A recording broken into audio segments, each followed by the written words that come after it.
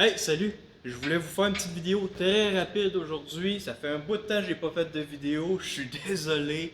Avec la pandémie puis tout ça, je vais pas vous en parler de plus parce que c'est juste ça qu'on entend récemment, la télé et à la radio. Fait que je vais tout de suite commencer par la vidéo. Je vais vous parler de deux produits en particulier. Le disque à lamelles de 3M de la série Cubitron 2 ainsi que le nouveau Panoramax de Optrel, le Quattro. Donc, sans plus attendre, je vais tout de suite commencer par vous parler du disque à lamelles. Euh, 3M m'ont rejoint, ils m'ont demandé, après que j'avais essayé leur super bouchon de protection auditive électronique, ils m'avaient demandé si ça m'intéresserait d'essayer d'autres de leurs produits. Je leur ai dit oui. Fait qu'ils m'ont parlé de leur disque Cubitron. J'ai beaucoup travaillé avec les disques de Lende, qui est maintenant Messer. J'ai travaillé beaucoup avec les disques de finition de Walter Technologie de surface. Puis je me suis dit, oui, je vais essayer les Cubitron 2 de 3M. Vous êtes plusieurs à m'en avoir parlé, à m'avoir vanté ces produits-là. Fait que je me suis dit que je vais leur donner un essai. Puis je vais tout de suite commencer avec, c'est des super bons disques. J'ai travaillé avec, je leur ai donné la vie dure, j'ai arraché des soudures, fait de la finition, tout enlevé de la calamine, des scories en arrière d'une coupe mal exécutée. Ça a super bien été. Leur technologie de grain affûtable est super efficace. La seule chose que j'ai pas aimé, si je peux dire, avec ces disques-là, c'est qu'il n'est pas possible de trimer le disque pour vraiment utiliser toute la surface du papier sablé. Non, comparément si vous avez sûrement travaillé avec les Walter, en tant que tel, les FlexSteel, les EnduroFlex, c'est possible de faire ça là pour vraiment utiliser au maximum les disques de finition. Avec ceux-là, vous ne pouvez pas faire ça, mais ça n'enlève pas que c'est des disques hyper performants. Sauf que c'est super performant, super bon grain. Une chose que je n'ai pas aimé par contre, c'est que le coût il est assez plus élevé que les autres disques des compétiteurs. Je sais, c'est pas la même gamme de produits sûrement, c'est peut-être de meilleure qualité, plus efficace, tout ça, mais parfois ça va venir jouer dans la pesée. Je ne peux pas vous donner des prix en tant que tel parce que je ne connais pas les prix de chacun des fournisseurs. On a tous des prix différents, mais avec les recherches que j'ai faites, les disques Cubitron 2 de 3M étaient quand même assez plus dispendieux. Fait qu'il y avait ça que j'avais pas aimé, mais en tant que tel, j'ai vraiment aimé travailler avec ces disques-là.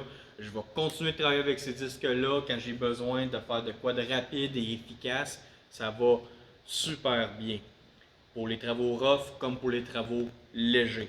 Ils m'ont également envoyé pas juste ça, j'ai aussi des disques à fibre que je vais vous parler et ainsi les pierres de meulage pour vraiment des travaux plus rough, de la finition plus rapide que je vais vous parler dans les prochaines vidéos. Maintenant, je vais vous parler du nouveau casque de Panoramax de Optrel. Le nouveau casque que j'ai reçu, qu'ils m'ont envoyé, était le Panoramax Quattro. C'est quoi la différence entre le Quattro et le Panoramax original? Vite comme ça, il n'y a pas vraiment grande différence. On est d'accord, c'est deux casques pareils, côte à côte, face à face, cul à cul. C'est les mêmes casques. Sauf que vous avez peut-être déjà vu des changements à fur et à mesure que je le tournais. Première différence que vous allez voir, c'est que le Panoramax Quattro est intégré avec le nouveau serre-tête de Optrel qui est à point d'appui multiple. C'est super confortable, super bien réglé.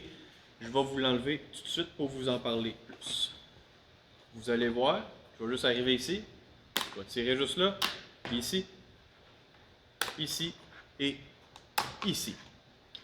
Donc, j'ai mon serre-tête juste là, comparé à l'ancien serre-tête qu'il y a juste ici, qui est plus standard. Donc, point d'appui multiple, serrage à l'avant de la tête, point de serrage à l'arrière de la tête, super agréable. Sauf que, il y a un truc que j'aime pas avec ce serre-tête-là, puis c'est la petite bande de plastique juste ici. Voyez-vous comment le coussin ne fait pas tout le tour de la bande comparément à un casque comme celui-ci. Donc, souvent, le front, surtout quand vous avez chaud, va frotter sur la petite bande de plastique qu'il y a là, juste au-dessus des sourcils, puis ça va fatiguer, ça va irriter, ça va frotter, puis ça va pas être le fun. Ça, c'est un point que j'ai pas aimé. Mais sinon, à part de ça, super bon serre-tête, super confortable à travailler avec et à porter. Je pouvais porter mon casque vraiment plus longtemps sans m'écœurer qu'un casque standard. Parce que tout le monde le sait, surtout, vous allez tous, peut-être que j'ai des étudiants qui m'écoutent en ce moment, vous portez votre casque à la longueur de la journée, mais quand une fois que c'est rendu votre métier, puis vous faites des 10, 12, 16, même parfois des 18 heures par jour, vous allez vous tanner vite de porter votre casque. Fait d'avoir un serre-tête qui est super confortable est très important. L'autre avantage avec ça, vous avez vu, je l'ai enlevé en quoi? En même pas 5 secondes.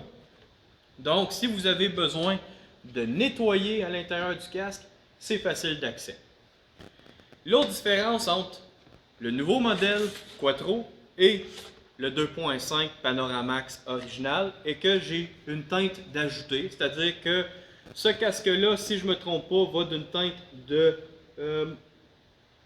7 à 12, puis celle-là juste ici va de 8 à 13.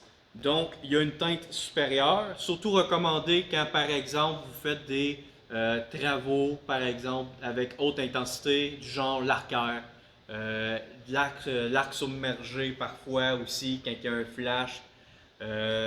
Également, quand vous faites des travaux avec la baguette, haute intensité ou du flosscore, metalcore avec un gros diamètre de fil, c'est fun d'avoir cette intensité-là, cette teinte-là de plus. Une autre chose qui est ajoutée avec ce casque-là, c'est que la teinte, la couleur n'est pas pareille aussi. Je dirais que la teinte de l'original est un petit peu plus standard à être de couleur vert. Celle-là est un petit peu plus bleutée, la teinte.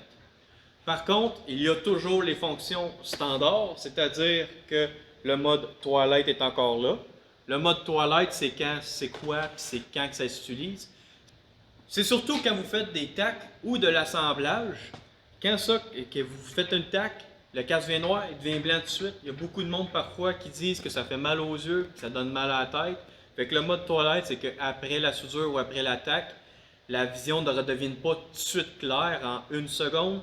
C'est qu'il va tranquillement redevenir clair. Il y a du monde qui trouve ça plus agréable. Puis je suis d'accord avec eux autres aussi. Quand tu fais un assemblage qui a beaucoup de séquences de pointage, c'est très agréable. La fonction de teinte automatique revient encore une fois dans ce casque-là. C'est quoi ça, la fonction de teinte automatique? Ben, c'est que si je m'en vais, par exemple, moi je suis un enseignant en ce moment, je m'en vais aider un élève qui est au TIG, qui utilise très peu d'ampérage, on va dire parfois on saute du 1,16 à 70 ampères, puis après ça je m'en vais aider un autre élève qui est à l'arcaire, qui arrache des pièces à au-dessus de 300 ampères, ça va avoir un gros flash, ben j'ai pas besoin d'enlever mon casque à chaque fois pour régler la teinte. Elle est toujours automatique. Fait que ça, vous n'avez pas besoin de, après ça, vous dire, OK, change de procédé. Ah, je m'en vais un procédé, j'ai oublié de régler ma teinte, je me fais éblouir. Non, il n'y a pas de ça avec ces casques-là, ce qui est très agréable. Encore une fois, la fonction de meulage est inclue dessus. La seule chose aussi que j'aime pas avec ces casques-là, comparé à ses compétiteurs, par exemple Miller, Lincoln, ISAB, c'est qu'ils n'ont pas de mode de coupe aux torches intégré. Vous devez, par exemple, juste le tricher un petit peu avec la teinte ou vous le coupez avec le mode grind. Ça fonctionne, mais parfois, c'est quand même une teinte de 2.5 lorsqu'il n'est pas en fonction. Fait que parfois, c'est trop clair pour, par exemple, une coupe aux torches, ça fonctionne, mais le plasma, c'est trop peu pour le plasma. Donc, il y a ça que j'ai pas aimé sur ce casque-là, mais en tant que tel, super bon casque, confortable, les fonctions sont le fun. J'allais oublier une autre chose que j'ai de la misère avec ces casques-là, je l'ai pas trop souvent avec le problème avec le Quattro. Fait que peut-être qu'ils l'ont réglé, mais je voulais quand même vous en parler parce que je l'ai vécu souvent avec ce casque-là ici. C'est la manière que la vitre est retenue. Je trouve que c'est vraiment trop facile avec ce modèle-là d'échapper la vitre à terre, qu'elle se déclipe tout seul. Je vais à peine mettre une pression ici, Comme là, il est bien clippé. Vous voyez, j'ai presque rien mis de un seul côté et la vitre a tombé. Puis ça, c'est plate, mais ça m'est arrivé pendant que je faisais une job de soudure dehors. Je soudais, je sais pas ce qui s'est passé, ma vitre était propre.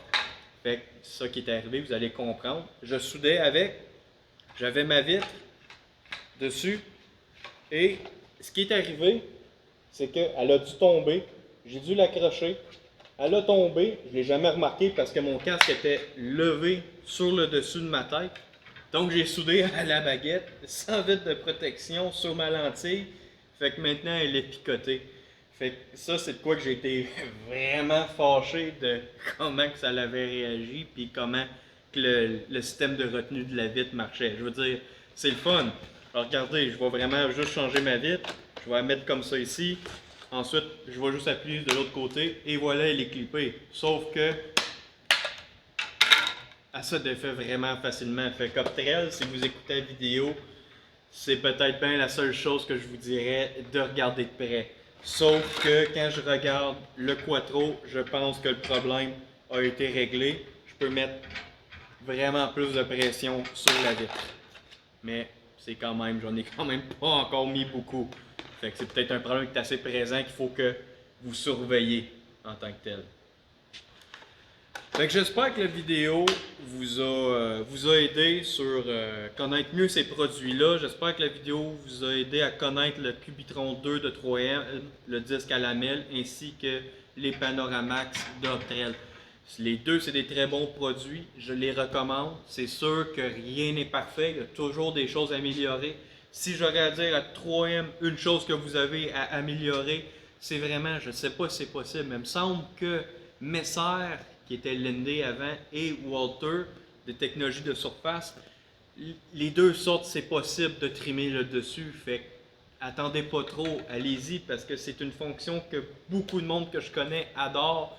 Puis c'est la seule chose qui va me faire que ça va me taper ses nerfs un petit peu. C'est la seule chose que je dirais. Optel, la seule chose que je vous dirais de regarder, c'est possible, c'est la petite bande là, juste ici. C'est inconfortable quand vous soudez à longueur de la journée, puis que le casque il baisse, puis il remonte, puis ça frotte. Ça devient gossant. C'est sûr qu'on peut se mettre une capine de soudeur, mais c'est pas tout le monde qui en porte. Et bien sûr, le service, le système de retenue de la vitre du casque, je veux dire, j'ai pas scrappé la lentille du casque, mais je l'ai picoté, puis ça fait mal au cœur pareil. J'aime ça prendre soin de mes casques et de mes outils. Fait que j'aurais voulu éviter qu'ils soient encore tout picotés en ce moment comme qui est. Puis regardez encore une fois, juste avec un petit peu de flexion du pouce, elle a encore décroché. Fait que faites attention à ça. Mais en tant que tel, ce sont des super bons casques, des super bons disques. Vous ne pouvez pas vous tromper quand vous faites l'achat de ces produits-là. Mon nom est Samuel Séguin de Soudure Québec. J'espère que la vidéo vous a aidé encore une fois.